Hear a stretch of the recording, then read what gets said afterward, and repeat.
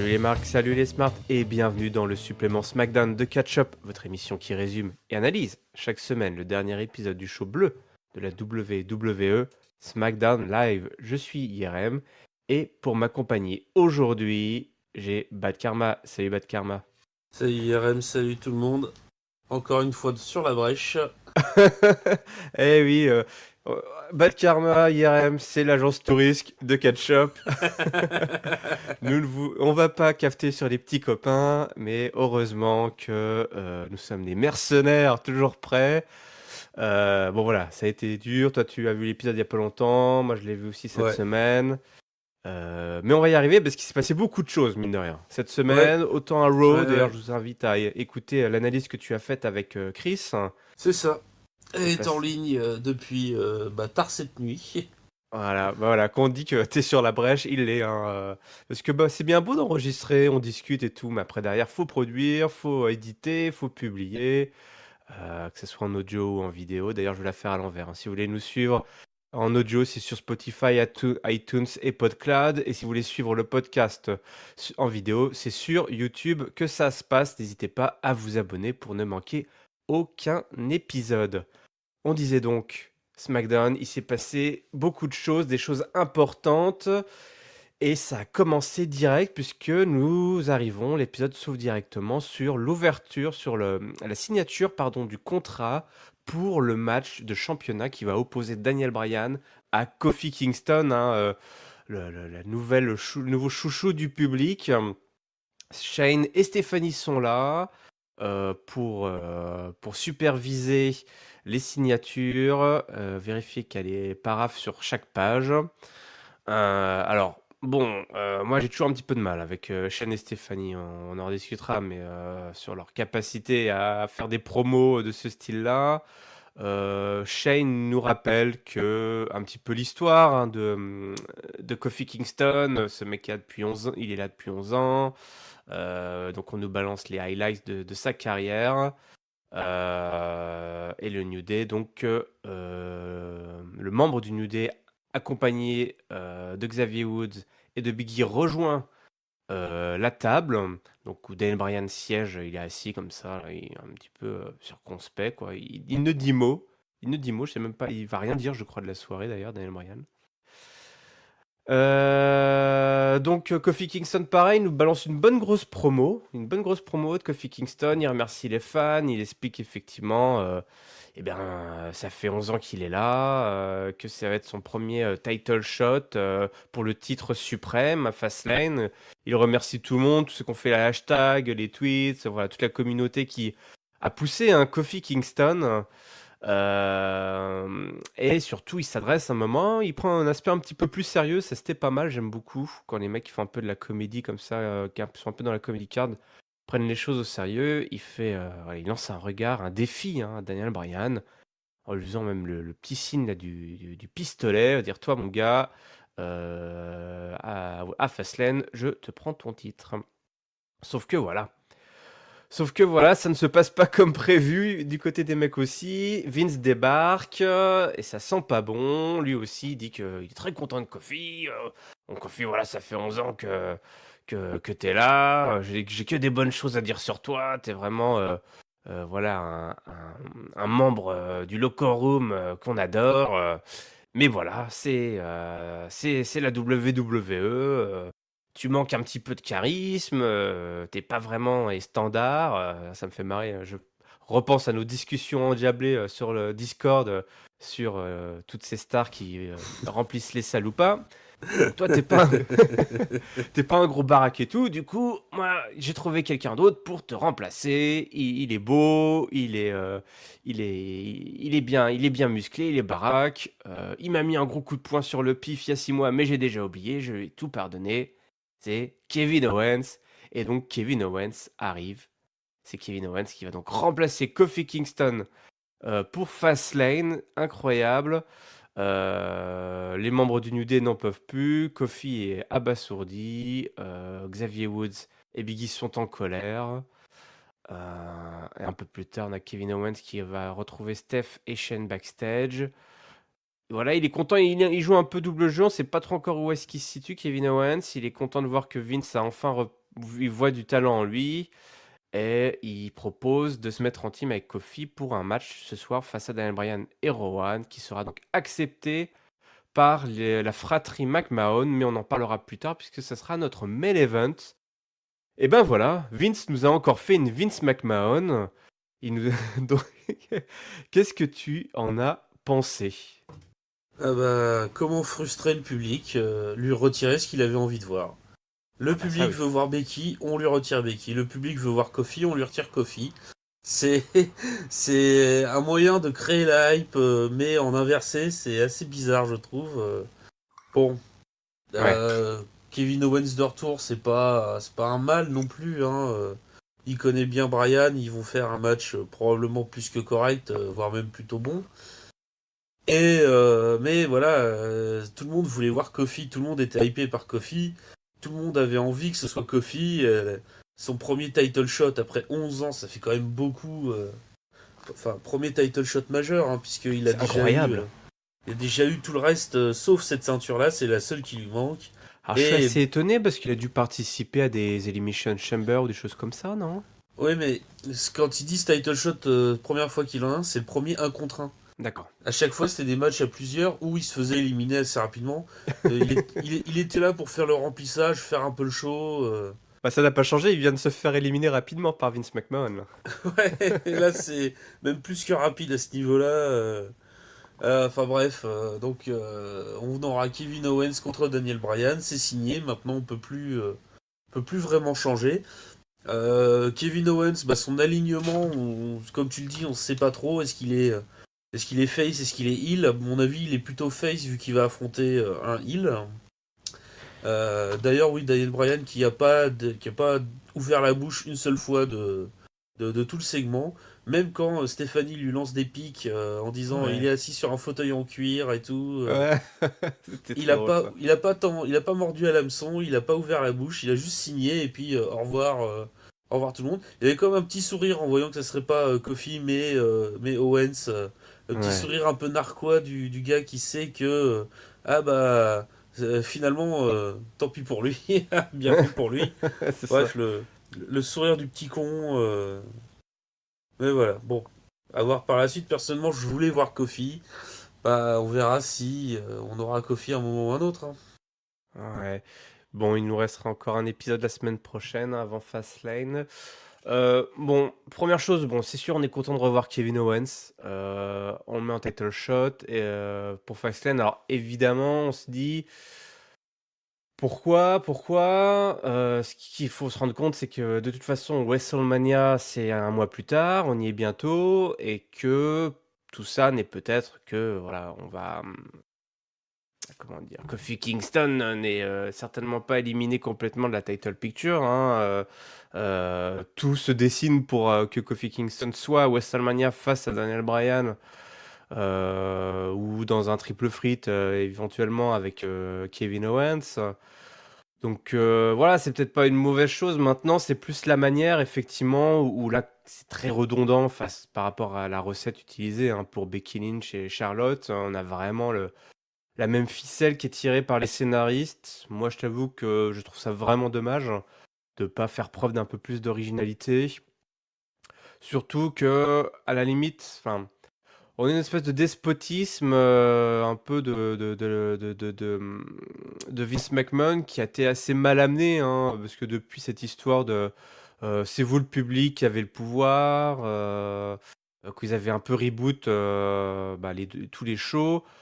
Finalement, ils ont, comment dire, Vince n'avait jamais vraiment trouvé son véritable nouveau rôle, et là, c'est, bah, on revient au classique patron qui place ses chouchous. Alors, on peut se poser la question, hein, Kevin Owens, chouchou de Vince McMahon, ça paraît un petit peu Ouais, tordu, comme on a un peu de mal à y croire, ouais.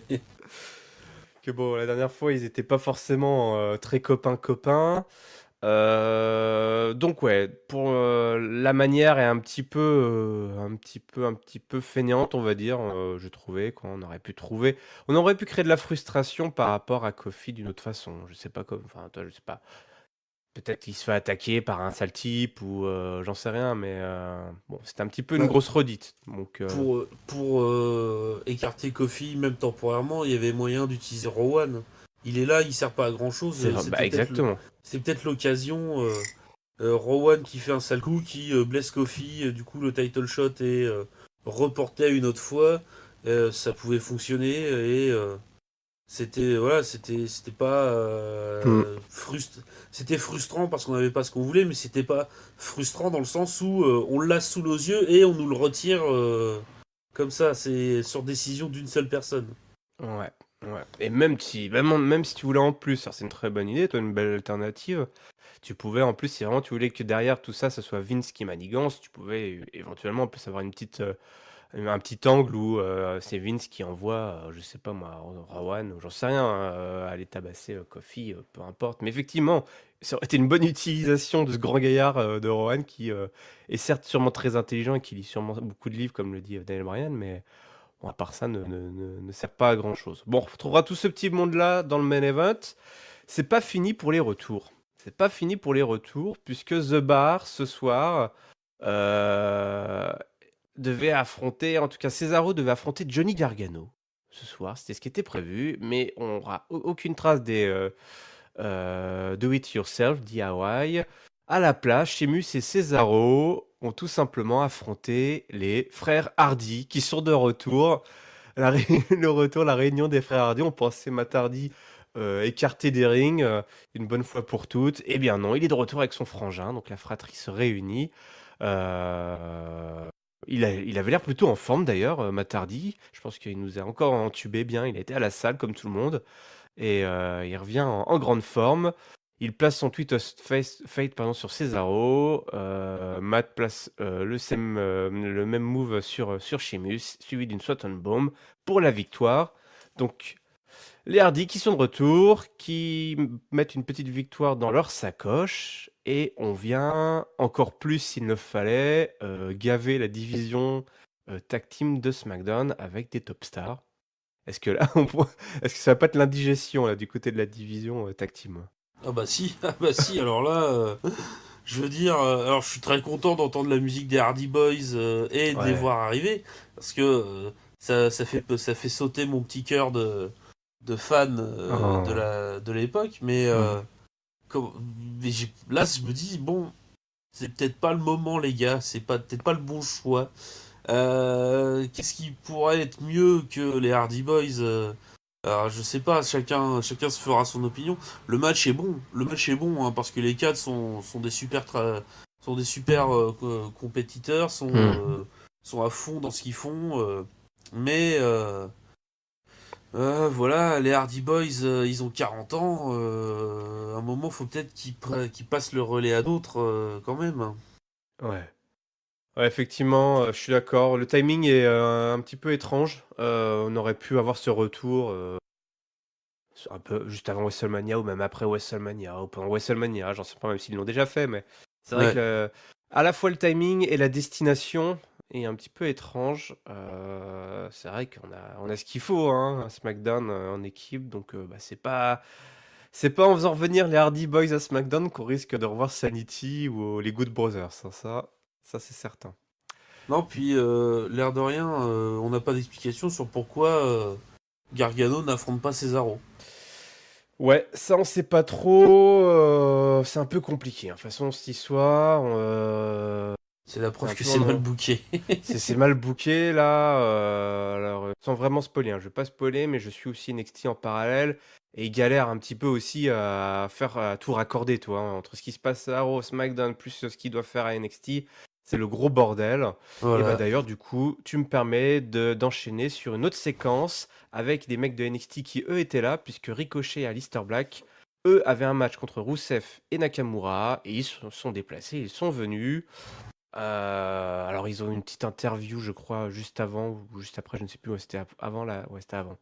Petite Av- promo. C'est avant le match, voilà, ils sont backstage, ils discutent, et puis Lana vient les chercher. Ah oui, tout en séduction, hein, Lana là, qui est venue, qui a sorti le push-up là, le Ouais. soutien-gorge décolleté là.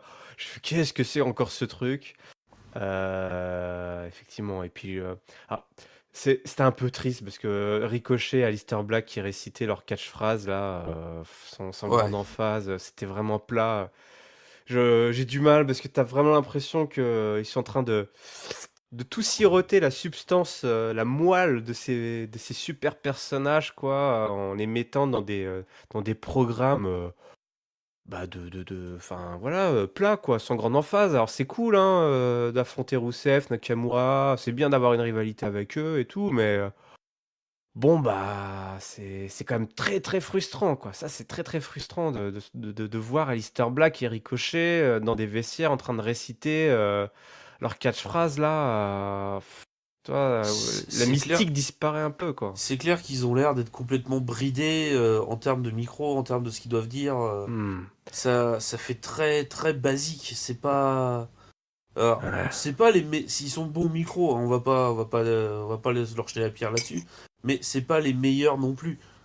Et là, le fait de les brider, ça les rend encore plus inintéressants quand ils parlent. Ouais.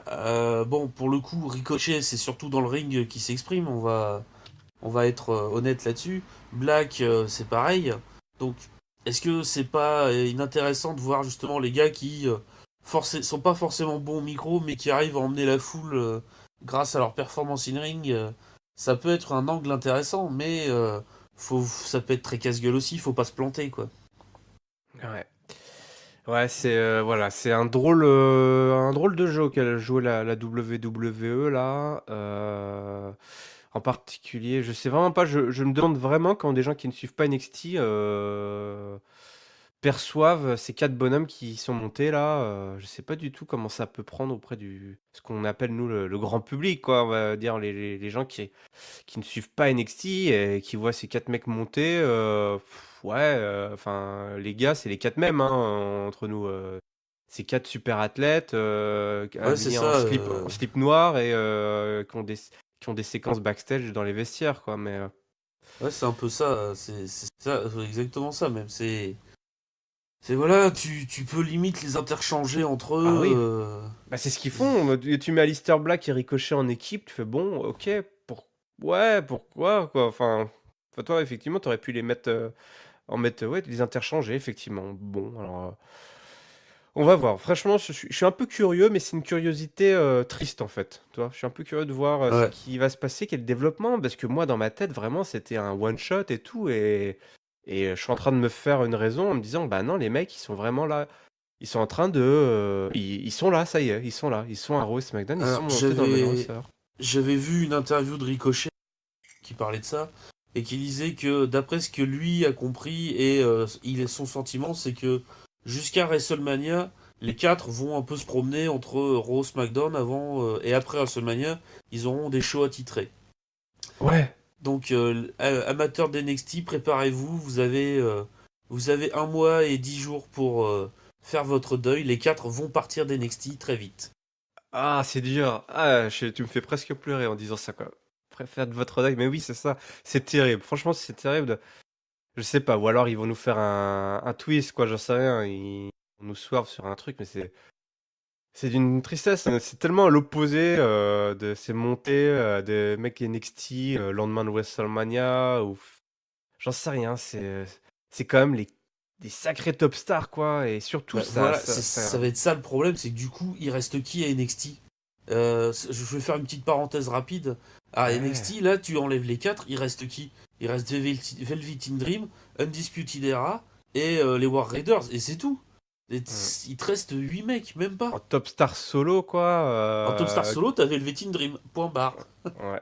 Les autres sont tous en construction, quoi. C'est des rookies, des mecs qui sont pas encore dans les title pictures.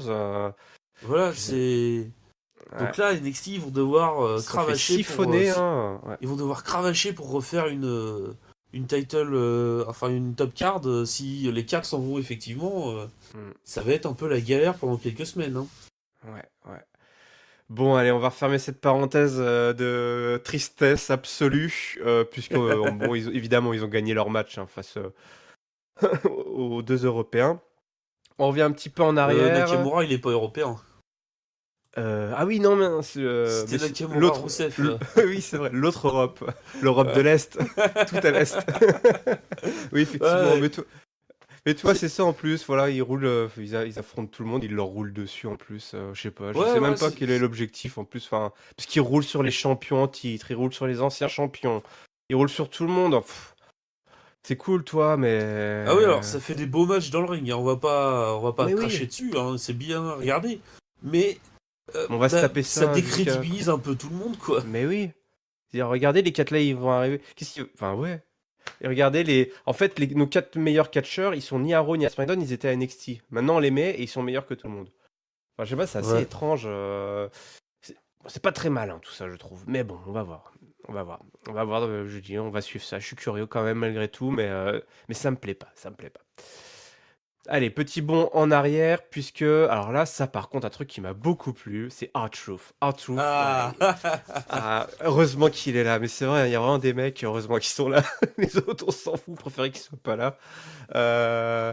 Alors, R-Truth, juste, ouais. je t'interromps 2 secondes. Moi, ce qui m'a fait hurler de rire, c'est qu'on en avait parlé, qu'il était pas là. Lui-même en avait parlé qu'il était pas là, puisqu'il avait posté un tweet Ouais. humoristique, comme quoi il avait été enlevé et que si on avait des infos, fallait contacter Carmela.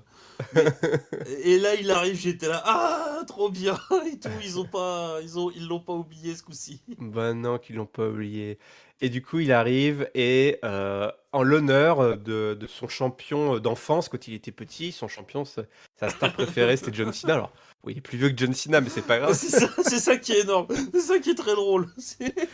J'étais mort de rage, je fais, putain, mais il y a que un Alors, chouf pour je vais sortir faire ça. comme mon idole, John Cena. Mais attends, t'es plus vieux. Oh, laisse tomber. Ok, ok, j'accepte, j'accepte. Et du coup, bah, qu'est-ce qu'il faisait John Cena qu'il avait le titre US? Des Open Challenge. Donc, c'est l'ouverture du US Open Challenge.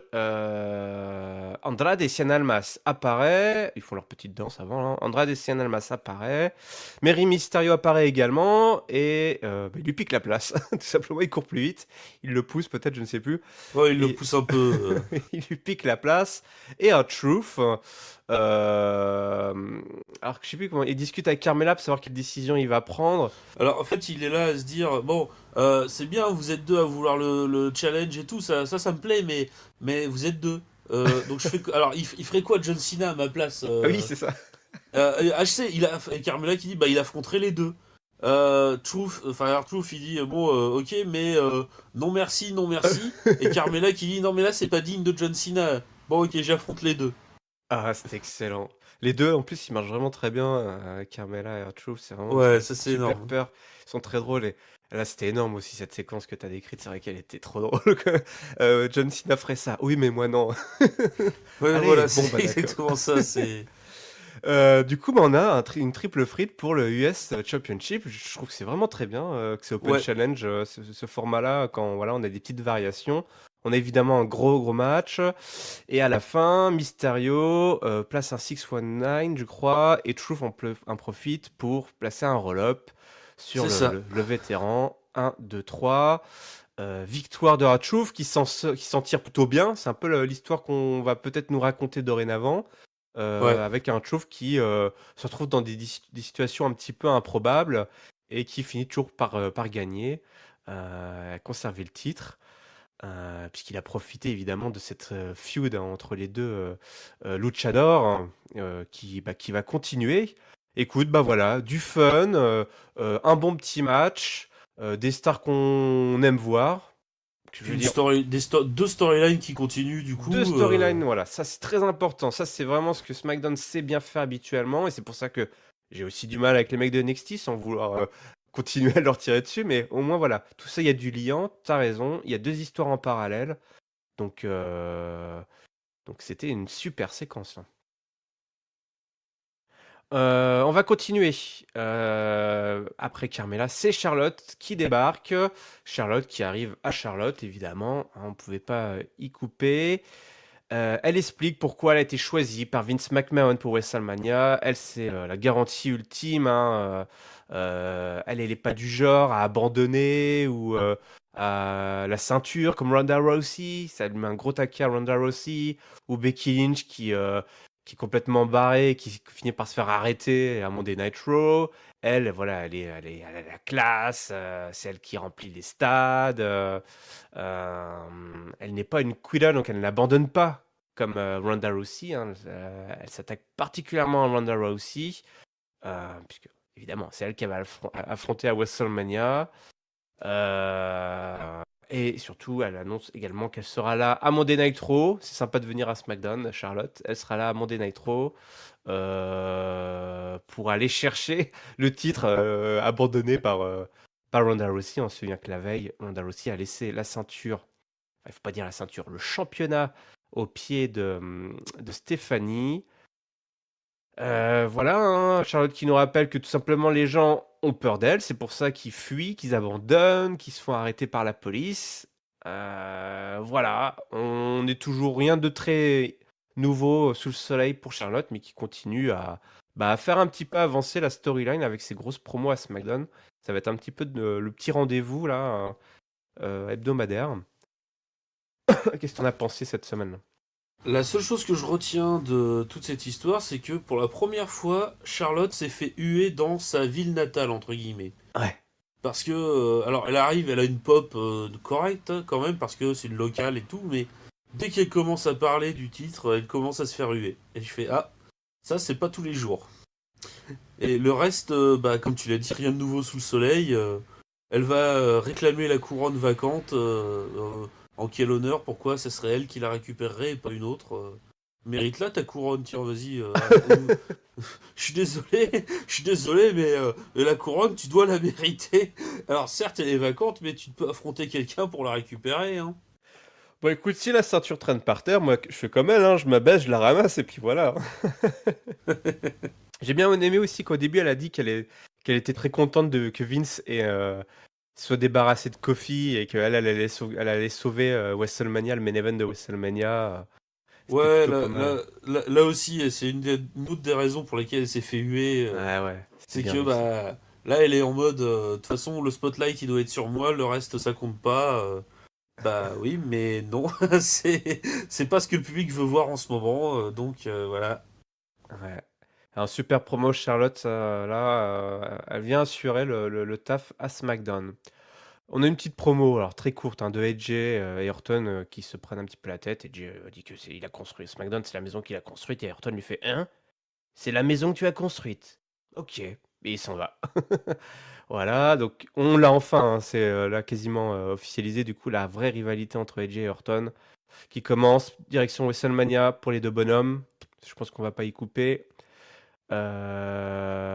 Et du coup, on va arriver au main event après un petit passage de Lacey Evans qui ne sert toujours à rien. Alors, t'as oublié une petite annonce qui a été faite concernant le Hall Dis-moi. of Fame. Ah oui, The alors. Honky Tonk Man sera au Hall of Fame cette année. Voilà. Voilà, donc le parrain, l'autre parrain spirituel de Elias, Mister Elvis de la WWE, effectivement. Qui a le plus long règne, je crois, du titre intercontinental, toujours. Ouais, Hein, ouais, c'est ça. Voilà, j'aimerais bien qu'il soit battu, celui-ci, ce petit règne. Si Finn Balor qu'on veut bien battre ce règne-là, je serais bien content. Il est temps que les choses changent dans les livres d'histoire de la WWE. Le Hall of Fame qui, tiens, petite question rapide. S'il a un petit spot là, on va dire féminin, ou qui t'aimerais bien voir là au Hall of Fame cette année? Qui j'aimerais bien voir au Hall of Fame cette année en fille Ou Ah, pas en fille, peu importe. Si t'as une idée de fille, je sais pas, c'est toujours moins évident parce que. Bon, alors, moi, une personne que j'aimerais voir au Hall of Fame, ça serait Owen Hart, mais je, Ouais. je sais pas si ça va arriver de sitôt, vu l'histoire entre Vince et la famille Hart, même s'ils se sont réconciliés, mais Ouais, tout le monde ça se reste quand même, rabiboche. ça reste quand même un sujet de dispute régulier entre Hmm. les deux côtés, quoi. Ouais, effectivement. Ouais, ce serait une belle surprise. Ce serait une belle surprise. Ce serait. Ils ont déjà fait le Quake China, comme tu l'avais expliqué autrefois, dans le Hall Ouais, of Fame improbable, donc ce sera peut-être pour l'année prochaine. Moi, de ouais, toute façon, non, tant qu'il n'y aura pas Christian au Hall of Fame, je serai pas ouais, content. Mais ça devient un running qui gag, arrive donc à pas. mon avis, il y sera dans très longtemps, Non, Christian. la vraie méga surprise qu'ils pourraient faire pour le Hall of Fame, ce serait Chris Benoit. On va pas se mentir. Ah ouais, pour la. Mais alors celle-là, si jamais ils la font, c'est que vraiment les choses ont changé. Je pense qu'il faut encore un petit peu de temps, mais Bah, faut que Vince soit plus là. On va pas. Ouais. Je pense que il y a aucune chance que Chris Benoit soit introduit tant que Vince sera là. Hmm. Je sais plus. Ouais, bah non, c'est bon. J'étais en train de faire l'inventaire. Si Marc Henry, il a été l'année dernière ou il y a 2 ans, je sais plus. 2, 3 ans. L'année dernière. L'année dernière. Avec sa veste rose saumon. T'as regardé? Ouais, j'ai regardé. Il y a le petit documentaire sur Marc Henry. C'était pas mal du tout, hein, très intéressant. Ah bah Sur le écoute, network. Je vous quand invite j'aurai un à. peu de temps, je Ouais, regarderai ça. il est vraiment cool. Marc Henry, c'est vraiment un super gars. Beaucoup dans l'émotion, hein. Il a souvent la Ouais. voix qui tremble. Mais il a un sacré parcours et c'est hyper intéressant de voir ce mec qui est effectivement l'homme le plus fort du monde. Bon, allez. En tout cas, l'homme le plus fort du monde, c'est Daniel Bryan, puisque c'est lui le champion. Voilà, le champion de l'univers. Hein, pas mieux, hein. Et ce soir, donc, il a un match avec Eric Rowan contre Kevin Owens et Kofi Kingston. Donc, évidemment, c'est Eric Rowan qu'on n'avait pas vu entre les cordes depuis très longtemps. Alors, il se bat avec ses t-shirts de fan de rock, là, de concert, là. C'est Ouais. plutôt rigolo. À chaque fois, il a un nouveau t-shirt. Je trouve que c'est plutôt marrant. Comme quoi on peut être intellectuel et aimer le métal. Ouais, mais évidemment, je pense même que c'est très lié, mais juste les gens ne veulent pas se rendre compte. Du coup, oui, on a ce match qui continue, qui commence. Kofi et Kevin qui essayent de prendre le contrôle. On devient de plus en plus agressif. Brian survit tant bien que mal. Eric Rowan fait le sale boulot avec de la hit sur Kofi. Brian revient évidemment quand c'est safe, hein, il est malin. Il fait les tags à Rowan dès qu'il sent que ça sent le roussi. Kofi évidemment s'en prend plein la tronche. Et à la fin, on a Kevin Owens qui fait le tag et qui va achever le boulot en plaçant tout simplement, mesdames et messieurs, un stunner sur Daniel Bryan qui enchaîne, je crois, 3 défaites de suite. Le mec n'a pas gagné depuis qu'il a été champion, à part la chambre d'élimination évidemment, mais en weekly, c'est pas ça pour Daniel Bryan. Et voilà, donc le fameux stunner. On se souvient que Kevin Owens avait été un petit peu en mini rivalité. Il s'est fait tirer les oreilles par Stone Cold, qu'il avait placé son stunner il y a quelques années. Et visiblement, Stone Cold lui a fait un petit cours personnel sur le stunner, comment bien le placer. Et cette fois-ci, bah, ça a plutôt bien marché dans ce match de plus de 15 minutes. Kevin Owens, Kofi Kingston, voilà. On sait pas trop, les deux se regardent un petit peu. Kofi est triste, emmerdé, il a la haine. Kevin Owens essaye un petit peu de jouer l'apaisement. On ne sait pas trop ce qu'il a en tête. Mais voilà, ce qui est sûr, c'est que dans 10 jours, c'est bien Kevin Owens qui va aller affronter Daniel Bryan qui s'est pris encore un tombé dans la tronche.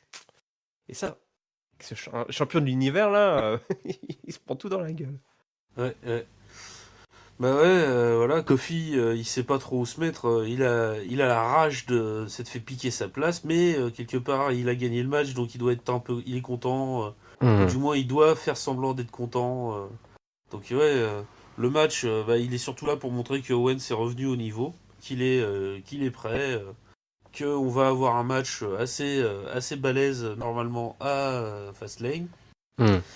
Maintenant, Rowan a pas été inintéressant dans le ring non plus. Il nous a gratifié de quelques moves assez sympathiques, notamment un petit one leg dropkick. Ça, Oui. c'était plutôt sympa pour un mec de son gabarit. Ah, il est assez agile, assez athlétique, hein, Rowan, hein. Voilà, voilà. Donc, moi, maintenant, je veux voir la suite, mais quelque part, j'ai toujours le goût amer de Kofi qui se fait encore niquer, façon de parler, Ouais. son title shot ou son opportunité. Ça va devenir l'histoire de sa vie, malheureusement. Le, Ouais. le mec, dès qu'il devient un peu over, et bah, le plafond de verre vient se rappeler à son bon souvenir et lui écraser la truffe. Voilà. Ouais. Mais après, je comprends, en clair, hein, enfin, c'est exactement ce qu'il faut faire, créer de la frustration pour le public, etc. Mais c'est vrai que ça sent tellement la redite là avec Becky que moi personnellement, je m'aurais un petit peu moins, toi. Je m'aurais un petit peu moins qu'avec Becky Lynch, avec Kofi Kingston, même si j'adore Kofi et surtout, je trouve que en fait, je suis pas encore assez embarqué avec Kofi Kingston parce que pour l'instant, ça manque de promo. Pour l'instant, ça manque de vrai face-off avec Daniel Bryan. On a eu un tout petit aperçu au début du show, justement pendant la signature de contrat, où vraiment Kofi Kingston a clashé Daniel Bryan et on sait que Kofi Kingston peut être peut nous faire des bonnes promos maintenant depuis qu'il est avec le New Day, voilà, les mecs, ils sont rodés, quoi, les 3 là. Surtout avec les New Day derrière, enfin, ça fait vraiment super et pour l'instant, je suis encore frustré parce qu'en fait, j'étais pas si hypé que ça par ce match, je vais être honnête, pour Fastlane entre Kofi et Daniel Bryan. Parce que la hype, elle venait seulement des matchs, de la performance de Kofi Kingston, Ouais, d'Iron Man en fait, hein, que ça ouais, ouais, ça soit en c'est. weekly ou Fastlane. Et puis après, on se contentait de nous balancer les VHS de Kofi Kingston, qui est là depuis 11 ans, d'accord, ok. Mais je veux l'entendre parler, Kofi, toi. Je veux qu'il dise ce qu'il a dans les tripes pour me faire vraiment embarquer avec lui. Je veux qu'il fasse des grosses promos face à Daniel Bryan. Je veux qu'il nous ouvre un peu son cœur pour vraiment embarquer comme l'a fait Becky Lynch, tu vois, vraiment faire monter la sauce. Là, tout ça est un peu précipité. Et du coup, il se fait screw, mais je suis là.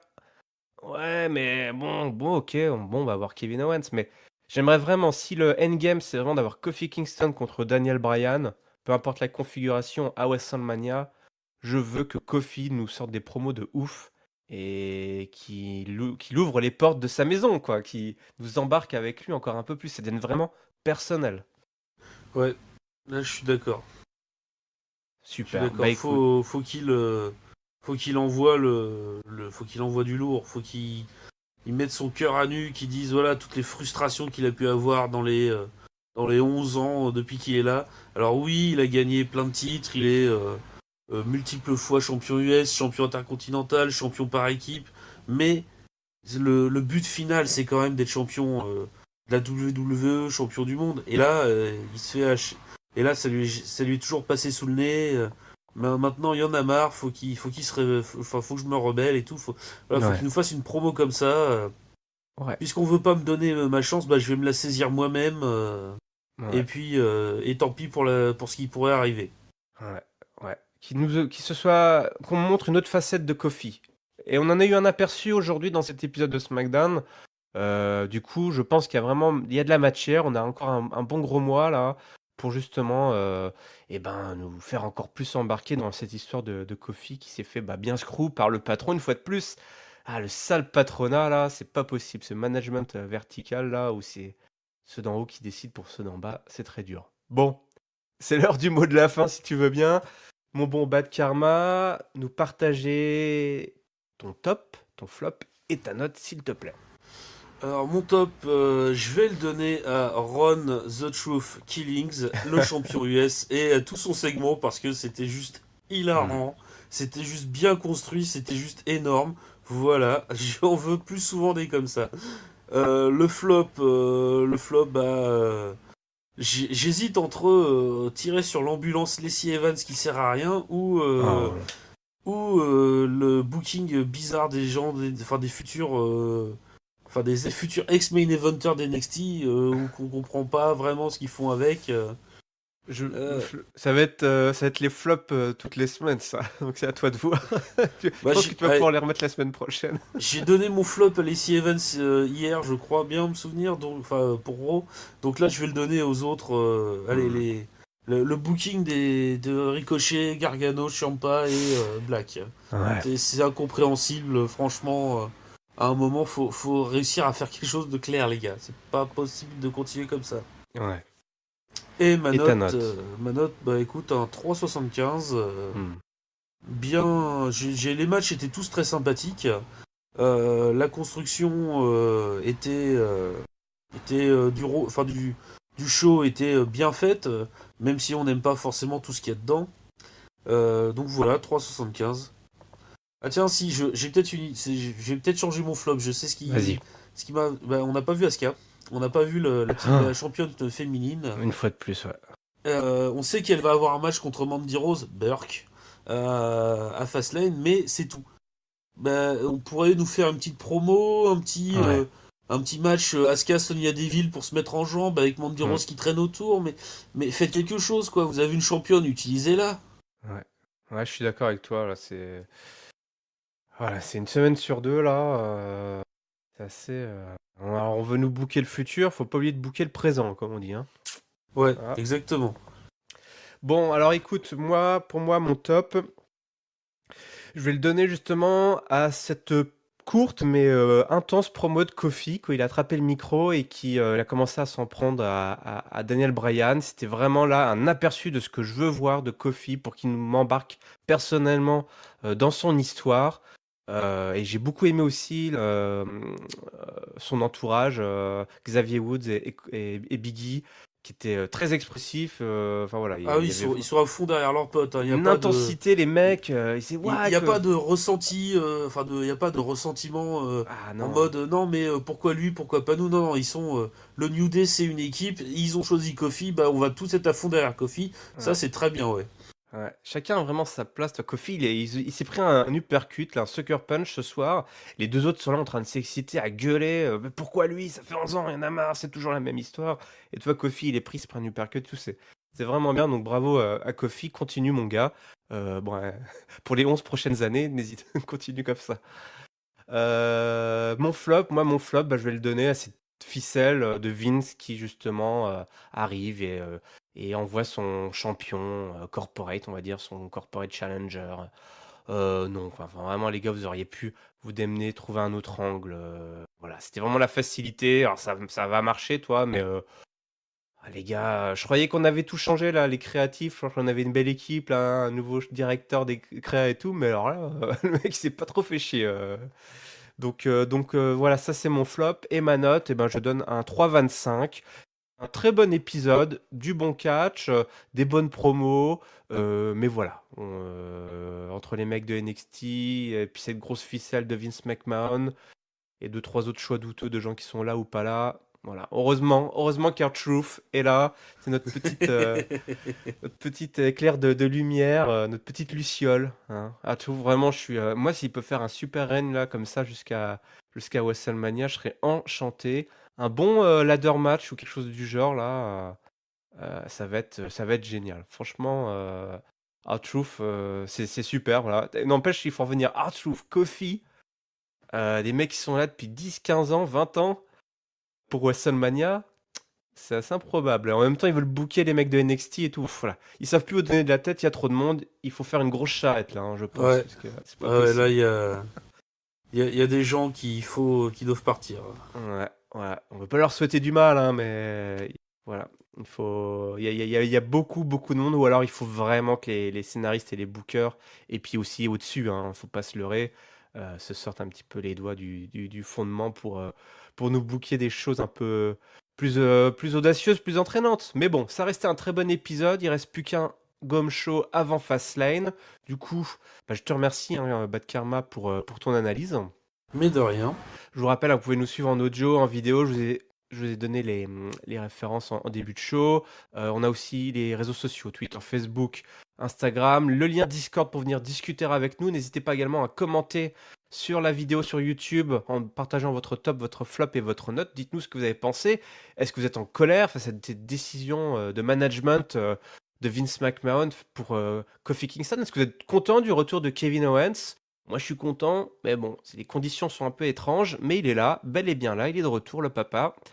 Et on vous donne rendez-vous, tout simplement, la semaine prochaine. Et d'ici là, on vous souhaite à toutes et à tous une bonne semaine pleine de catch. Salut. Ciao, ciao.